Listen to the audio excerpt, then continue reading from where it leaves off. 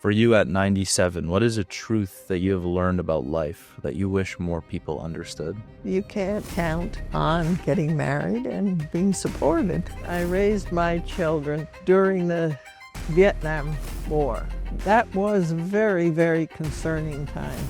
The world was going crazy, but there's no comparison to what I feel is happening right now. The parents, for some reason, have decided that children are supposed to be happy.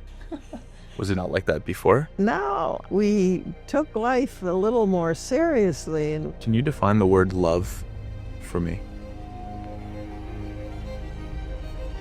boy, that's hard.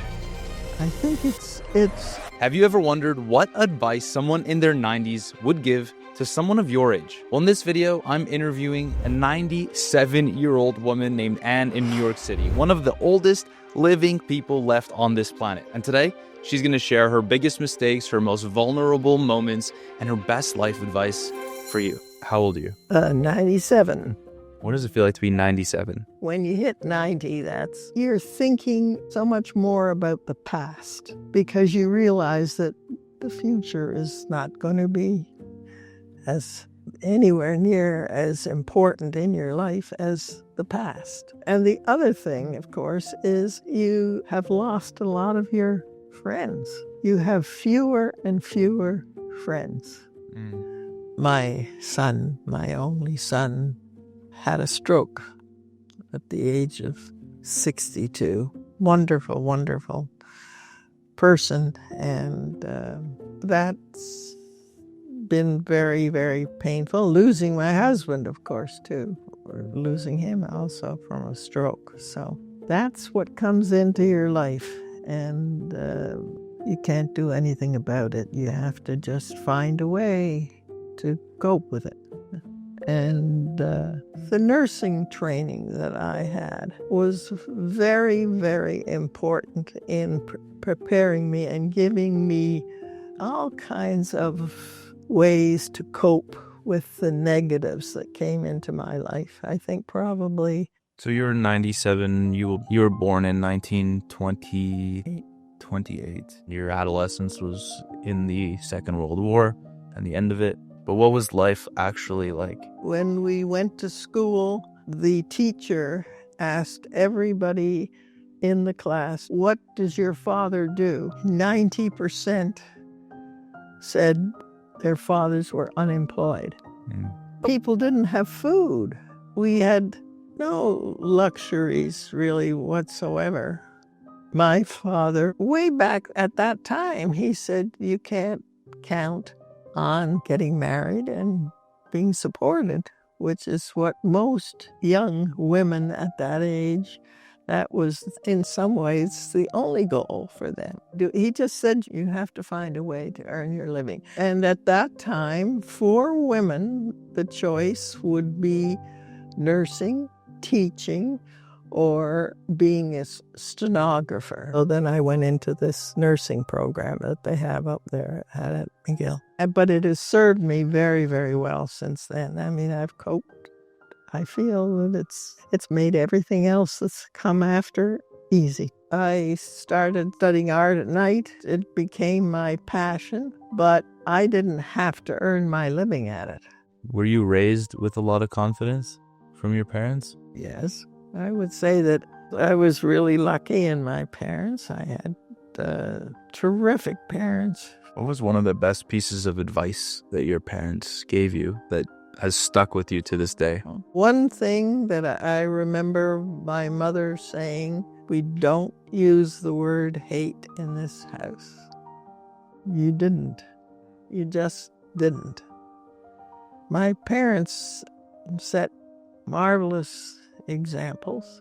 And I feel it must be very, very difficult to raise children now. I raised my children during the Vietnam War. That was a very, very concerning time.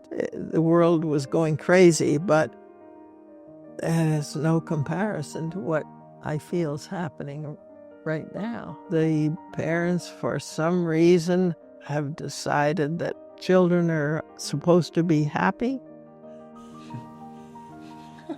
Was it not like that before? No, I don't. I think we took life a little more seriously, and we felt that being a parent had responsibilities. You had to parent your children, and you had to prepare them for the fact that life wasn't going to be about being happy all the time. What about if I want to live to 97?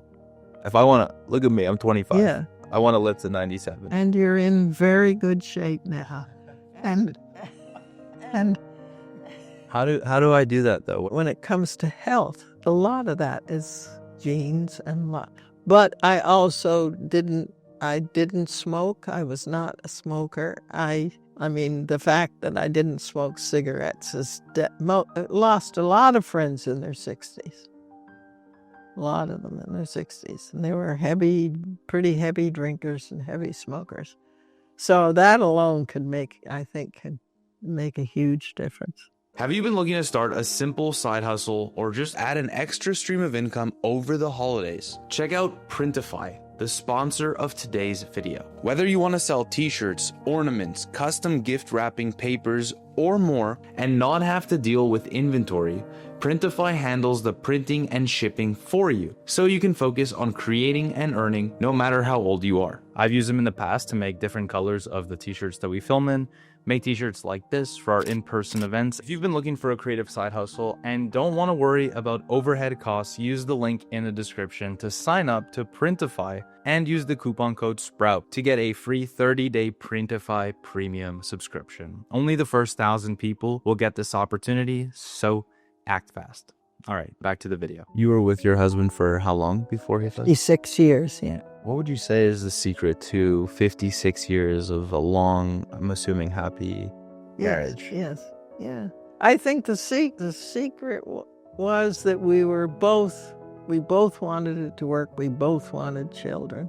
I think sometimes a marriage can work when both people work on it. And I think what happens is that under those circumstances, you bring out the best in each other.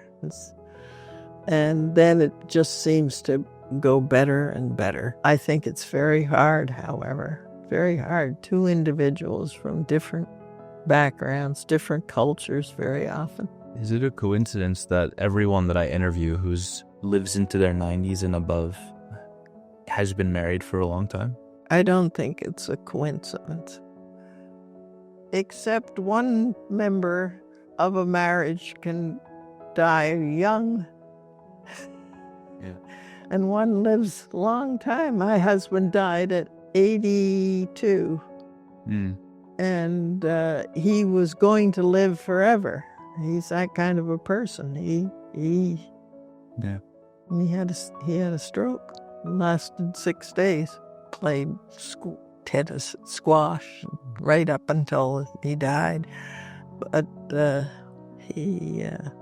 he wanted to live. He was an totally optimistic person. So, can you define the word love for me? Boy, that's hard. That's hard. I think it's feeling that you really understand another person, and still there's something special about a special appeal, I guess, is the way I would put it. Did you ever keep a journal over the years? No. No? I never kept a journal, never took a lot of pictures. I always felt that things would always be in my mind, and that didn't turn out to be the case, because you do forget, and then you look at a picture and think, if I hadn't had that picture, I never would have thought of that again. Yeah. So that was. So you wish. That was one thing that I wish I had. I had taken more pictures, and I also wish I'd taken a journal. Absolutely, because and I was sure I would never forget these things, but at that time, I guess I was busy doing other things, and it didn't seem that important to me. But so I do kind of regret that. A lot of people go through life wishing they would have learned certain lessons sooner, or someone could have taught them a lesson sooner. For you at 97, what is a truth that you have learned about life that you wish more people understood? The decisions that you make are very important. You also can't make your decisions selfishly. I think it's very, very important to be thinking that you're a part of humanity. You have to be aware of that.